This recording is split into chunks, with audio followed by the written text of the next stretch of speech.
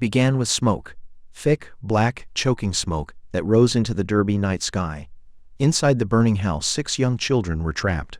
Their screams echoed down Victory Road, but it was too late. By sunrise, an entire nation was asking, who could do this? I remember seeing the footage that morning. Police tape, firefighters, a father crying for his children. But as the story unfolded, that father, Mick Philpott, would transform from grieving parent to prime suspect in one of Britain's most disturbing crimes. Mick Philpott wasn't an unknown name. For years, he'd been a tabloid curiosity, a man who lived off state benefits, fathered 17 children, and bragged about his lifestyle on television. The media called him Shameless Mick. He called himself a good dad. But behind that public image was a man addicted to control, of women, of money, and of the story around him. What no one knew, on that May morning, was just how far he'd go to keep that control. I dug into his past, and it all began decades before that fire. Mick Philpott was born in 1956 in Derby. He grew up in a working-class home, but trouble followed him early. He was known as violent, impulsive, and jealous. In his early 20s, he stabbed his girlfriend multiple times when she tried to leave him, and then attacked her mother too. She survived barely. He served 7 years in prison. When he got out, he didn't change.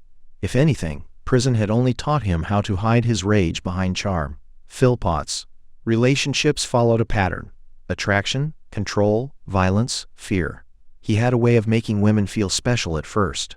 Then he isolated them, broke them down, and reminded them they were nothing without him. He pit them against each other, forced them to compete for his attention. It wasn't love, it was ownership. And the more children he had, the more money came in through welfare. To Mick, family wasn't sacred, it was currency. By the late 2000s, Mick lived with 2 women, his wife Mairead, and his mistress, Lisa Willis, under the same roof at 18 Victory Road. Between them, they had 11 children. Mick controlled everything: the food, the money, even when they could leave the house. Neighbors saw smiling faces and laughter. Inside, it was tension, threats, and fear. Mick was the king of his castle, and everyone else obeyed. In 2011, everything started to unravel. Lisa Willis, the mistress, had enough. After years of verbal and physical abuse, she packed up her things and left, taking her children with her. For Mick, that wasn't just betrayal, it was disaster. He lost not only control, but the welfare money attached to Lisa's kids. His anger turned cold. Revenge started to take shape. He was determined to get Lisa back, or destroy her life trying. Over the next months, Mick obsessed over Lisa. He wanted the house, the kids, the money, everything back. He told friends that social services favored her, and that she'd ruined his life. Then came a plan, a twisted, desperate scheme to play the victim and the hero at once. He would set a fire, rescue his children, and frame Lisa Willis for it. The plan, in his mind, would restore his image. A tragic father wronged by a cold-hearted ex. But Mick couldn't do it alone. He convinced his wife Mairead to help him. Mairead, beaten down by years of manipulation, obeyed him like a shadow. Then he brought in Paul Mosley, a family friend. Together, the trio plotted to start a small fire downstairs, while the kids slept upstairs. Mick would then heroically discover the blaze, save his children, and blame Lisa. They thought it was foolproof, but fire has no loyalty. And that night, control would finally slip from Mick Philpott's hands. May 11, 2012. The children were asleep upstairs. Jade, John, Jack, Jesse, Jaden, and Duane, Mick and Mairead were downstairs. Around 3:45 a.m., the fire began. Petrol poured through the letterbox. The flames spread faster than they expected. Mick shouted, broke windows, and screamed for help. But no rescue came in time. The children were trapped behind a wall of smoke. By dawn, 6 lives were gone. Duane, the oldest, died days later in hospital. The news broke across the UK like a shockwave. 6 children dead in a house fire. It was unthinkable. People said flowers, money, prayers. Reporters camped outside the home. Mick Philpott stood there, crying for the cameras, begging the world to help find the arsonist. He wept on national television, the image of a heartbroken father. But detectives watching those same interviews noticed something strange. The tears looked rehearsed, the emotions hollow. In front of reporters, Mick delivered a performance. His voice cracked, his arms trembled, but his words were carefully chosen. He pleaded for the person responsible to come forward. It worked. For a while. The public pitied him. But for investigators, something didn't sit right. His behavior was theatrical, almost scripted. When asked about his children, he talked about himself. Not their lives, but his suffering. A grieving parrot doesn't perform. Mick Philpott did. Detectives began reconstructing the events of that night. Fire investigators studied burn patterns, window glass, and airflow. Something didn't match the story Mick told. The fire had started inside, not outside through the letterbox, as he claimed, and traces of petrol were found on the hallway floor and on Philpott's clothes. Slowly, the heroic father image began to crumble. Behind the tears, investigators saw calculation. Then came the slip-up. During questioning, Mick contradicted himself, once saying he was asleep when the fire started, then claiming he tried to save the kids first. His timelines changed. So did my reads. Detectives placed them in separate rooms and compared notes. Their stories didn't line up. But the final blow came from above, a hidden microphone in their hotel room, where police placed them for safety. What they recorded would change everything. On those recordings, Mick laughed. He joked with Myreed and Paul about the investigation. He complained about how long the police were taking to give back the house. There was no grief, no sorrow, just arrogance. He bragged that the plan had been perfect, except for how quickly the fire spread. It was chilling. The father who cried on camera had been laughing behind closed doors. On May 28, 2012, police arrested Mick and Mick Philpott, along with Paul Mosley. The nation that had mourned with them watched in disbelief. The couple who once begged for help were now accused of killing their own children. For detectives, the case was personal, not just because of the loss of life, but because of the betrayal of public trust. The trial would expose the true depths of Mick Philpott's manipulation, and the disturbing reason behind it all. When the news broke that Mick and Mick had been arrested, people couldn't believe it. The same couple they'd watched crying for their children were now accused of murdering them. Crowds gathered outside the courthouse, shouting "monsters." But others refused to believe it. How could any parent do that? The police held a press conference. The detective in charge called it one of them. In the days that followed, the evidence grew.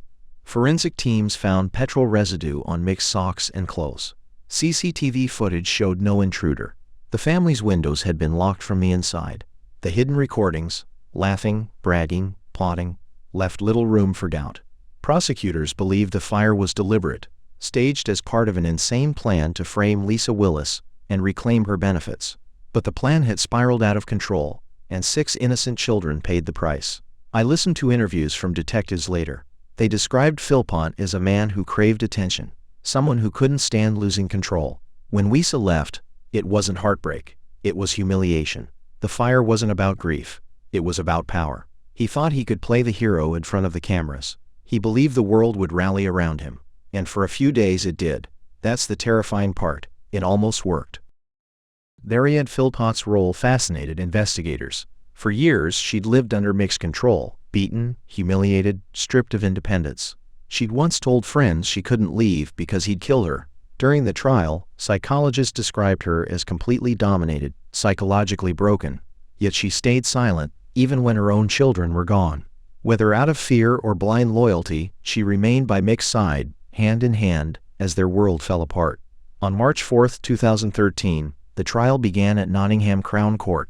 The courtroom was packed. Journalists, spectators, grieving relatives. The prosecution laid out the timeline, the evidence, the motive.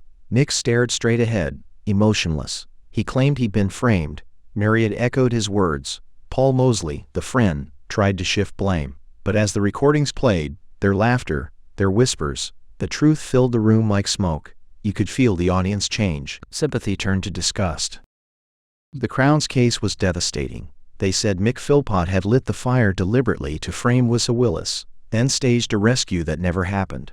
The petrol used matched traces found on his clothes. Witnesses testified that he had boasted about manipulating social services and getting one over on the system. The recordings were the final nail, proving he saw the deaths not as tragedy, but as an inconvenience that went wrong. It was cold, calculated cruelty. The defense argued it was all an accident, that Mick never meant to harm the children. The fire simply got out of control. They painted him as foolish, not evil, a man broken by the loss of his family. But no one could explain the laughter. No one could explain the missing remorse. Even when shown photos of the burned house, Mick's face stayed blank. The defense tried to humanize him, but what they revealed was something much darker, a man without empathy.